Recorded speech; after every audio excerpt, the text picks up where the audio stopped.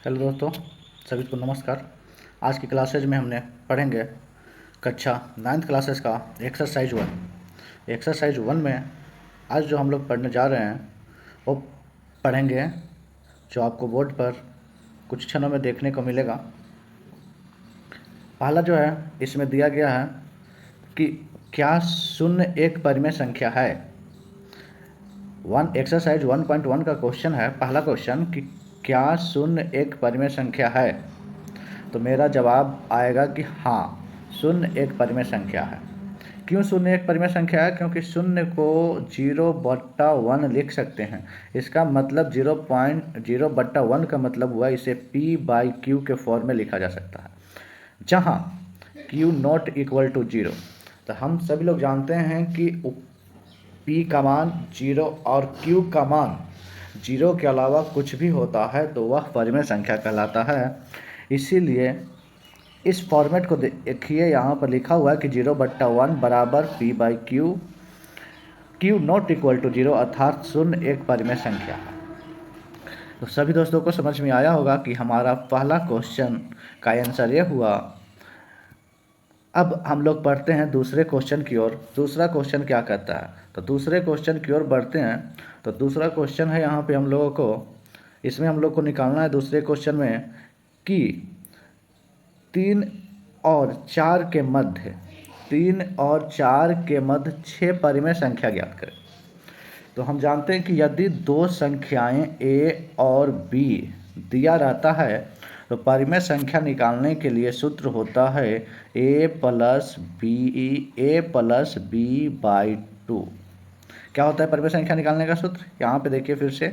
तो परिमेय संख्या निकालने, देखिए इसको मिटा देते हैं आप लोग को, फिर से हम लोग देखते हैं। तो देखिए परिमेय संख्या का सूत्र होता है, दो संख्याएं दिया हुआ रहते हैं तो परिमेय संख्या निकालने के लिए हम लोग जानते हैं a प्लस b/2। इसका हल देखिए हम लोग दोस्तों, इसको हल हम लोग जब देखते हैं तो देखते हैं कि 3 और 4 के मध्य 6 परिमेय संख्या ज्ञात करना। कितने संख्या परिमेय संख्या ज्ञात करना दोस्तों? तो 6 परिमेय संख्या ज्ञात करना। हल करेंगे तो a के जगह पर 3 को रखेंगे और b के जगह पर 4 को रखेंगे। तो a प्लस b/2 है तो यहाँ पे 3 + 4/2 होगा। 3 + 4/2 करने का मतलब कि 7/2 होगा। तो हमारा एक परिमेय संख्या 7/2 हुआ। 7/2 को हम लोग 3.5 भी लिख सकते हैं। अब 3 और 4 के बीच में है तो हम 3 यहाँ पे 5 लिख करके एक नंबर लाइन पर हम देखिए 3.1, 3.2, 3.3, 3.4 डॉट डॉट डॉट करके हम इसको मिटा देते हैं। 3.9 तक जा सकते हैं या नहीं जा सकते हैं? तो आप लोग का जवाब आएगा हाँ सर, जा सकते हैं। अब 3.1 को हम लोग क्या 31/10 लिख सकते हैं क्या? 3.2 को 32/10 लिख सकते हैं। इसी तरह आगे हम इस संख्याओं को लिखते जा रहे हैं और लास्ट तक हम यहाँ पे 3.9 नहीं 39/10 लिख देंगे। तो हमारे आंसर आया 31/10 पहला परिमेय संख्या, 32/2 दूसरे परिमेय संख्या, 33/10 तीसरे परिमेय संख्या, 34/10 चौथे परिमेय संख्या, 35/10 पाँचवें परिमेय संख्या और 36/10 हमारे छठा परिमेय संख्या हुआ। तो इस तरह से आप लोग समझें कि दो संख्याओं के मध्य कितने भी परिमेय संख्या निकालने हो आप निकाल सकते हैं। तो यहाँ पे 6 परिमेय संख्या निकालना था, इसलिए हमने 6 परिमेय संख्या को निकाला। अब आगे हम लोग देखेंगे अगला क्वेश्चन में। अगला क्वेश्चन जो है दोस्तों वो है आप लोगों को कि अब जो क्वेश्चन बोल रहा है वो बोल रहा है 3 और 4 के मध्य कितने और कितने के मध्य। अब जो क्वेश्चन है दोस्तों वो क्वेश्चन है कि 3/5 और 4/5 के मध्य 5 परिमेय संख्या को ज्ञात करें। तो 3/5 और 4/5 के मध्य कितनी परिमेय संख्या निकालना है? तो 5 परिमेय संख्या निकालना। तो इसका हल हम लोग देखते हैं कि 3/5 का मतलब हम क्या लिख सकते हैं? तो 3 में 5 से भागा देंगे तो नहीं लगेगा, 0 बैठाएंगे 0.6 आएगा। 0 कितना आया? 6 आएगा। तो 3/5 को 0.6 लिख देते हैं। उसी प्रकार 4/5 को, जो 4/5 है आपका, उसको हम लिख सकते हैं 0.8। तो अब जो परिमेय संख्या निकालना है हमको 0.60 और 0.80 के मध्य 5 परिमेय संख्या। तो इससे पहले वाले क्वेश्चन में जिस तरह 3.1, 3.2, 3.3 लिख रहे थे, उसी तरह यहाँ पर हम लिख सकते हैं कि 0.61, 0.62, 0.63, 0.64, 0.65। देखिए 5 हो गया, 1 2 3 4 5, 5 परिमेय संख्या हुआ दोस्तों, 1 2 3 4 5। अब 0.61 को 61/100 लिख सकते हैं। उसी प्रकार 0.62 को 62/100 लिख सकते हैं और 0.63 को 63/100 लिख सकते हैं और 0.64 को 64/100 लिख सकते हैं और 0.65 को 65/100 लिख सकते हैं। लिख सकते हैं? तो आपका जवाब आएगा हाँ सर, लिख सकते हैं। तो इस तरह से हमें 3/5 और 4/5 के मध्य 5 परिमेय संख्या हम लोग ज्ञात की। सभी दोस्तों को समझ में आ रहा होगा कि कैसे हम लोग निकाल रहे हैं। अब अगला क्वेश्चन है 1.1 का, क्वेश्चन नंबर 4 का पहला है। यहाँ पे आप लोग को पहचान करना है दोस्तों, पहचान है, पहला क्वेश्चन है। पहला क्वेश्चन पूछ रहा है 4 क्वेश्चन में कि प्रत्येक प्राकृत संख्या एक पूर्ण संख्या होती है, सत्य या असत्य के रूप में पहचानना है कि प्रत्येक प्राकृत संख्या एक पूर्ण संख्या होती है। तो प्रत्येक प्राकृत संख्या, तो प्राकृत संख्या की शुरुआत कहाँ से होता है दोस्तों? तो प्राकृत संख्या की शुरुआत 1 से होता है। 1 2 3 4 5 6 डॉट डॉट डॉट इन्फिनिटिव तक को हम लोग कौन सी संख्या कहते हैं? तो प्राकृत संख्या कहते हैं। पूर्ण संख्या तो 0 1 2 3 4 5 6 डॉट डॉट डॉट वाली जो संख्याएं होती है, उस संख्याओं को हम लोग कौन सी संख्या कहते हैं? तो उस संख्याओं को हम लोग पूर्ण संख्या कहते हैं।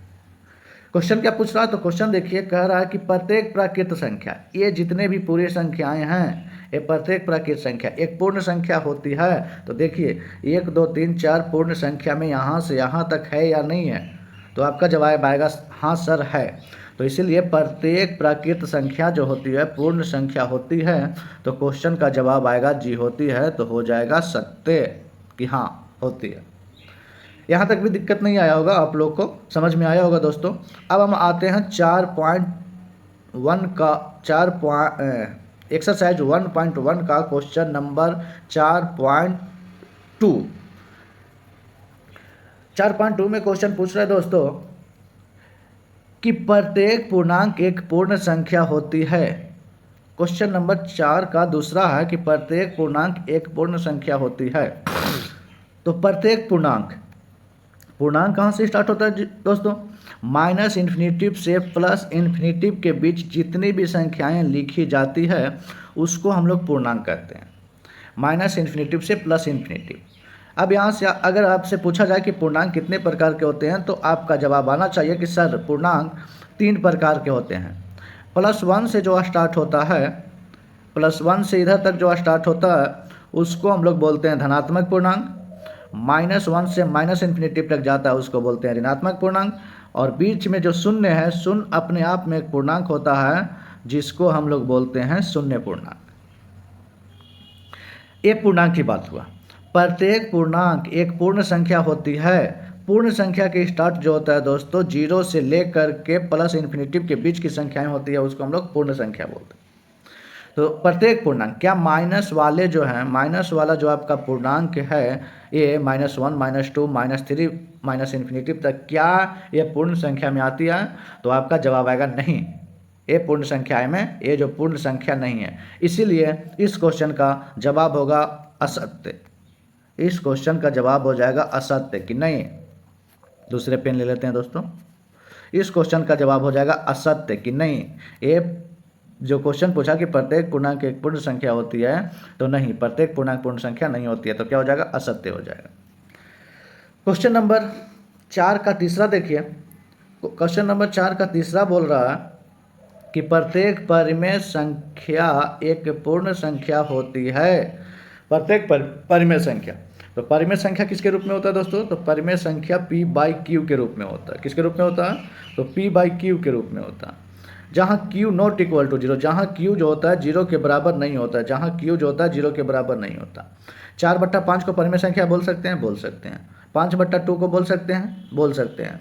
9/3 को परिमेय संख्या बोल सकते हैं, बोल सकते हैं। तो 4/5 और 5/2 क्या एक पूर्ण संख्या है? तो नहीं, ये परिमेय संख्या है, पूर्ण संख्या नहीं है। पूर्ण संख्या की शुरुआत 0, 1, 2, 3 होती है। तो इसीलिए इस क्वेश्चन का जवाब आ गया असत्य।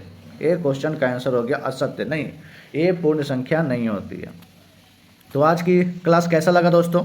आज हमने एनसीईआरटी का एक्सरसाइज 1.1 का समाप्त किया। इसी तरह अगर वीडियो अच्छी लगे तो चैनल को लाइक एंड सब्सक्राइब जरूर कीजिए और अपने दोस्तों तक भी शेयर करिए।